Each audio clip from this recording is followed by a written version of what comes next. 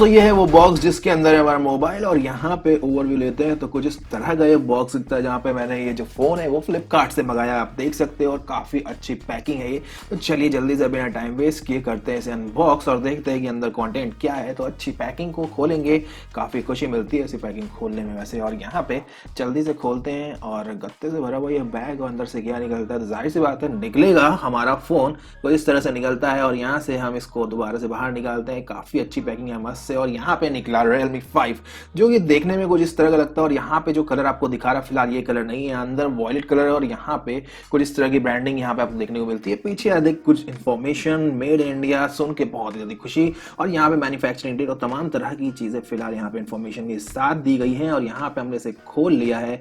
चलिए पहले रैपर हटाते हैं, उसके बाद खोलेंगे इस बॉक्स को। तो यहाँ पे बॉक्स से बोलेंगे कि भाई खुल जा, सेम सेम, और यहाँ पे ये बॉक्स खुल गया है। हमेशा की तरह आपको एक सेगमेंट अलग से देखने को मिलता है। इस सेगमेंट को उठाएंगे और बॉक्स को फिलहाल तो रखेंगे किनारे और देखेंगे सेगमेंट में क्या है। तो मिलेगा आपको अंदर एक बैक कवर जो कि एक जेली कवर है या फिर आप टीपीयू कवर कह सकते हो। अगेन इसमें देखेंगे तो कुछ भी नहीं है। यहाँ पे पेपर वर्क जहाँ पे आपको यूजर गाइड, मैनुअल या फिर आप कह सकते हो तमाम तरह के पेपर वर्क देखने को मिलते हैं। और यहाँ पे ये जो है काफी ज्यादा अच्छा है, फ्लेक्सिबल है। और इसके अंदर एक टेक्सचर जो कि आपको फिलहाल दिख नहीं रहा होगा, वो टेक्सचर काफी ज्यादा फोन को अच्छी पकड़ बनाता है। बात करेंगे यहाँ पे फोन की, तो फोन को हम यहाँ पे जल्दी से निकालेंगे और इस तरह से फोन निकलता है हमारा। और यहाँ पे फोन को रखते हैं किनारे और अंदर देखते हैं क्या है। तो मिलता है चार्जर और डेटा केबल। और चार्जर को देखते हैं, चार्जर यहाँ पे गोल गप्पे ऐसे काफी मोटा है, पता नहीं इतना मोटा इन्होंने क्यों बनाया। तो फिलहाल ये चार्जर है। और यहाँ पे इसकी रेटिंग देखेंगे तो यहाँ पे आपको देख सकते हो रेटिंग में 10 वॉट का एक चार्जर है। और यहाँ पे केबल की बात करें तो ये एक माइक्रो यूएसबी केबल होने वाला है और काफी अच्छी क्वालिटी है। इस केबल की लेंथ की बात करें तो लगभग 1 मीटर है। तो दोस्तों इसको रखते हैं साइड में और आते हैं फोन पे। फोन की बात करें तो सबसे पहले कुछ इस तरह का दिखता है कैमरे का सेक्शन। और यहाँ पे अनरैप करते हैं, इसको हटाएंगे पील ऑफ करने के बाद। यहाँ पे क्या मिलता है हमको, हमारा वो वॉयलेट कलर का फोन जो कि एक 6.5 इंच का एक फोन है। तो यहाँ पे दोस्तों ये फोन काफी अच्छा है। और यहाँ पे कुछ इस तरह का एक कलर है। बैक से हम इसके स्टिकर हटाएंगे और काफी मतलब इंटरेस्टिंग डिजाइन है। यहाँ पे डायमंड कट आपको शेप देखने को मिलता है, आप देख सकते हो। कैमरे का सेक्शन है, क्वाड कैमरा सेटअप, ये भी काफी अच्छा है। Realme की ब्रांडिंग देखने को मिलती है और ये कलर बहुत ही प्यारा है, मस्त से। और यहाँ पे कुछ आपको देखने को मिलता है पावर बटन, और इस तरफ मिलता है आपको वॉल्यूम रॉकर, और ऊपर आपको मिलता है सिम ट्रे। और दोस्तों यहाँ पे कुछ इस तरह से बाकी सेटअप, ऊपर मिलता है सपाट, नो इंफ्रारेड कुछ नहीं है आपको।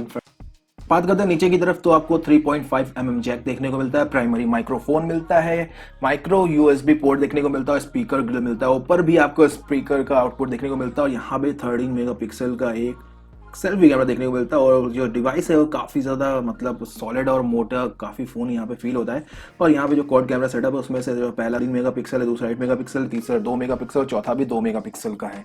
दूसरा जो 8 मेगापिक्सल का है वो फिलहाल आपको एक वाइड एंगल कैमरा देखने को मिलता है। और यहाँ पे डायमंड कट जो डिजाइन है वो काफी ज्यादा अच्छा लगता है। 6.5 इंच की HD प्लस की डिस्प्ले है। चलिए सिम ट्रे की बात करते हो, यहाँ पे डेडिकेटेड सिम ट्रे आपको देखने को मिलता है। यहाँ पे 2 सिम और एक माइक्रो SD कार्ड आप एक साथ यूज कर सकते हो। और यहाँ पे कुछ चीज छूट गई है जो कि मुझे आपको दिखाने दी है, सिम इंजेक्टर टूल, जो कि यहाँ पे फोन में फिलहाल इस तरह के नीचे आपको देखने को मिलता है बॉक्स में। चलिए इसको ऑन करते हैं और तब तक यहाँ पे हम जरा इसकी मेन स्पेसिफिकेशंस की बात करते हैं।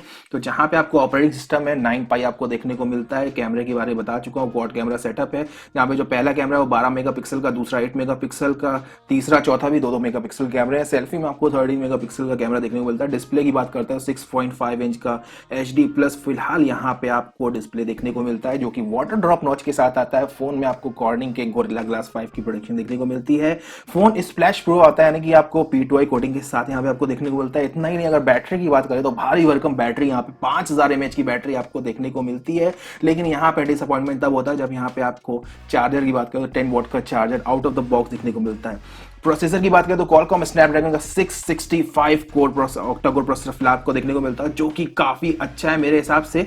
और PUBG आप इसमें खेल सकते हो बैलेंस में, और लगभग थोड़े बहुत प्रॉब्लम के साथ यहाँ पे हाई ग्राफिक्स में आप खेल सकते हो। फिलहाल ये वेरिएंट है 3 GB रैम और 32 GB इंटरनल स्टोरेज का। और यहाँ पे जो फिंगरप्रिंट स्कैनर है वो काफी ज्यादा फास्ट है, फिंगरप्रिंट स्कैनर भी और यहाँ पे इसका जो फेस अनलॉक है, दोनों काफी ज्यादा फास्ट और रेयर फिंगरप्रिंट स्कैनर आपको देखने को मिलता है। यहाँ पे कुछ इस तरह से हमारा फोन यहाँ पे फिलहाल सेटअप हो रहा है और उसके बाद मैं आपसे बात करता हूँ।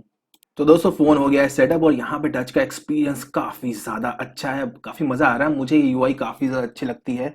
और बात करते हैं यहाँ पे कुछ और सेटिंग्स की, तो यहाँ पे सबसे पहले हम जाएँगे कुछ इस तरह से, आप ब्राइटनेस को यहाँ पे देख सकते हो। और चलिए सेटिंग की बात करते हैं, तो सेटिंग में हम जाते हैं और यहाँ पे सबसे पहले देखते हैं कि यहाँ पे आपको क्या-क्या देखने को मिलता है। तो सेटिंग में जाने के बाद हम यहाँ पे जाएँगे अबाउट फ़ोन सेक्शन में, और अबाउट फ़ोन सेक्शन में जाने के बाद यहाँ पे हम इसको चेक करेंगे कि फ़िलहाल यहाँ पे आपको देखने को क्या मिलता है।